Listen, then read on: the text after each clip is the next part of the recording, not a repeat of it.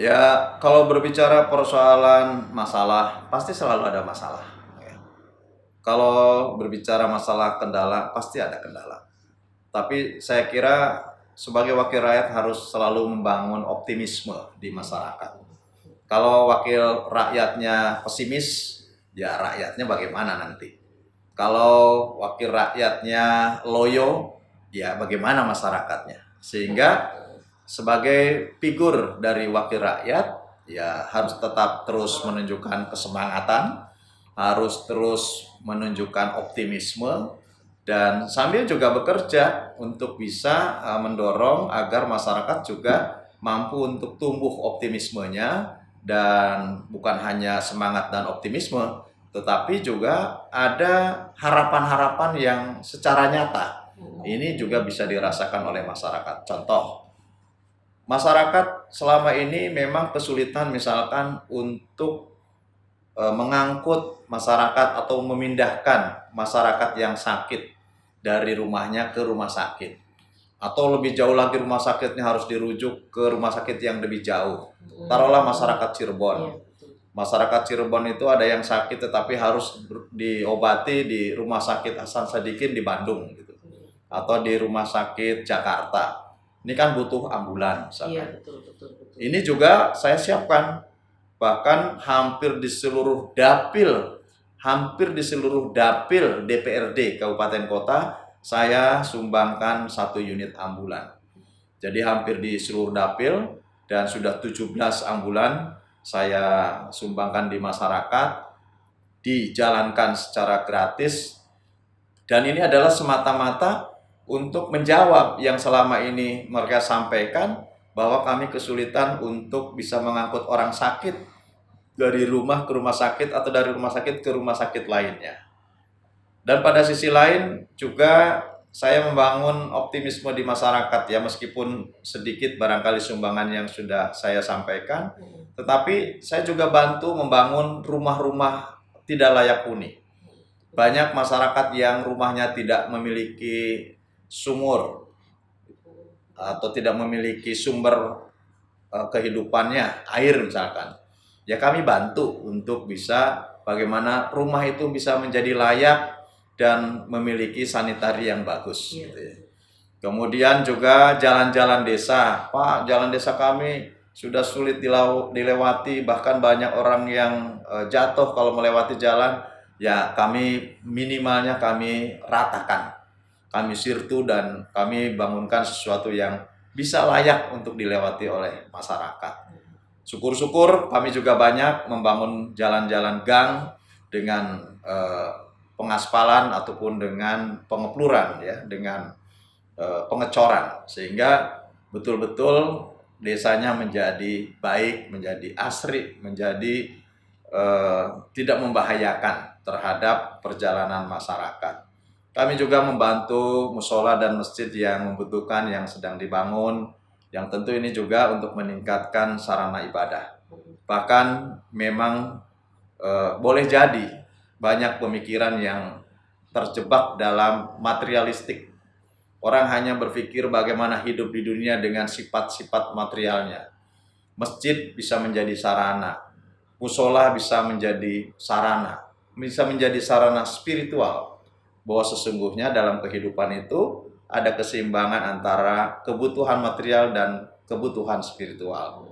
Kami juga bantu beberapa masjid dan musola untuk dibangun, bahkan saya sendiri membangunkan masjid di perbatasan Cirebon dan Indramayu, ada Masjid Al Khairon di sana, dan kami sudah operasionalkan, dan insya Allah mohon restunya juga saya akan membangun MDTA supaya bisa mendidik anak di sekitarnya secara gratis dalam kebutuhan-kebutuhan spiritual. Kemudian juga ya kami membantu desa-desa yang membutuhkan sarana prasarana.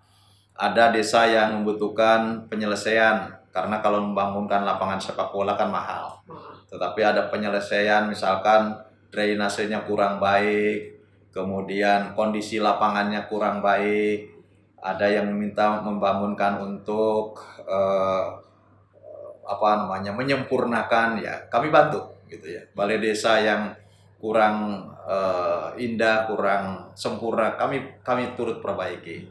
Kemudian ada balai desa yang tidak memiliki tempat pembuangan sampah, kami bangunkan tempat pembuangan sampah. Saya juga memberikan perhatian kepada situs-situs sejarah, yang kalau di Cirebon itu banyak sekali situs-situs sejarah yang tidak mendapatkan perhatian dari pemerintah. Tentu saya perhatikan untuk diperbaiki sehingga layak, itu adalah bagian daripada situs sejarah yang tentu ini juga menjadi pengingat kita. Sesungguhnya kita pernah menjadi sebuah wilayah Nusantara yang begitu hebat, ya, dengan berbagai kerajaannya yang begitu besar, yang pada akhirnya situs-situs ini juga membangun sifat nasionalisme diri kita bahwa kita adalah sebagai negara besar. Banyak hal, ya, di event-event Lebaran kami juga berbagi dan peduli dengan sesama, ya. Dan tentu di setiap Idul Adha kami juga potong hewan untuk berbagi dan peduli dengan sesama. Dan banyak hal yang tidak bisa saya ceritakan satu persatu karena inilah tugas sesungguhnya.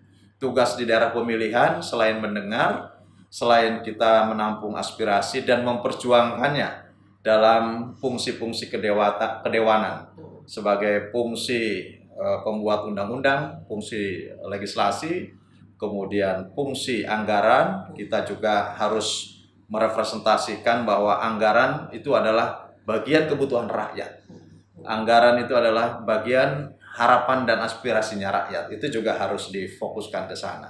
Dan tentu fungsi-fungsi pengawasan, disitulah kami bisa melakukan jajak pendapat, jaring aspirasi di masyarakat. Bisa mendengarkan lebih dalam apa sesungguhnya harapan dan keinginan masyarakat itu. Banyak hal yang tentu bisa diperbuat, dan kalau melihat di dapil saya merasa bahwa ada kebanggaan gitu ya. Masyarakat Cirebon dan Indramayu saya kira punya spirit dan semangat yang kuat untuk menjadi manusia-manusia yang tangguh, menjadi wilayah yang maju. Dan saya waktu menjadi anggota Komisi 4, traktor di mana-mana. Saya berikan bantuan mesin pompa air karena rata-rata banyak sekali wilayah-wilayah sawah yang tidak bisa diairi, membantu kapal, mesin kapal, dan sampai saat ini kami teruskan meskipun dalam skala yang lebih kecil gitu ya.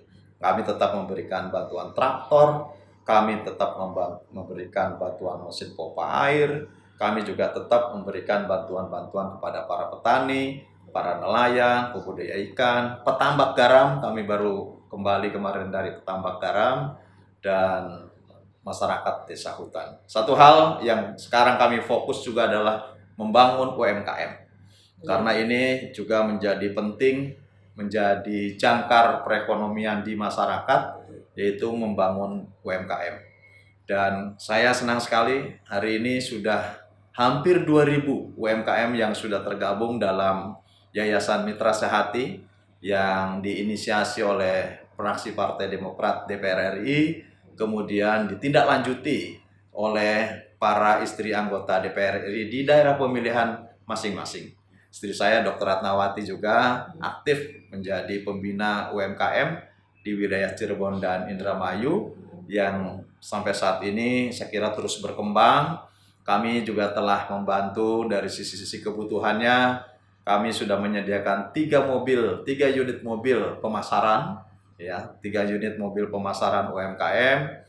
Kemudian kami juga membantu dari sarana prasarana, kebutuhan vakum, kebutuhan penggorengan, kebutuhan packing, kebutuhan desain, kebutuhan pelatihan kami juga lakukan. Branding kami juga memberikan mesin branding, ya, kemasan, mesin kemasan, dan permodalan tentu ini menjadi sangat penting. Nah, pada sisi lain tetap karena kami membina yang kecil-kecil, orang yang jualan cireng, jualan pisang goreng, jualan mie ayam, bakso, kami bantu gerobak misalkan. Ada juga orang yang jualan rengginang, jualan keripik singkong yang kecil-kecil sekali skalanya, cilok gitu ya. Namun saya kira skala kecil dengan perlahan kita tingkatkan menjadi kemasannya lebih baik, produknya lebih higienis, kemudian ramuan cita rasanya lebih bisa dirasakan lebih enak, dan pada akhirnya omsetnya secara perlahan juga meningkat. UMKM penting juga ditingkatkan tahap institusionalisasinya. Jadi dari yang tahap tadinya individu, kami tingkatkan kepada tahap kelompok, dari tahap kelompok tingkatkan menjadi tahap koperasi.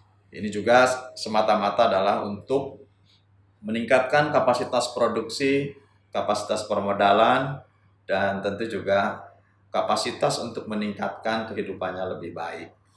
Nah, oleh karenanya UMKM sekarang menjadi fokus tersendiri, dan mudah-mudahan saya kira dari semua ini secara umum kami ramu, inilah sejatinya wakil rakyat. Iya, betul.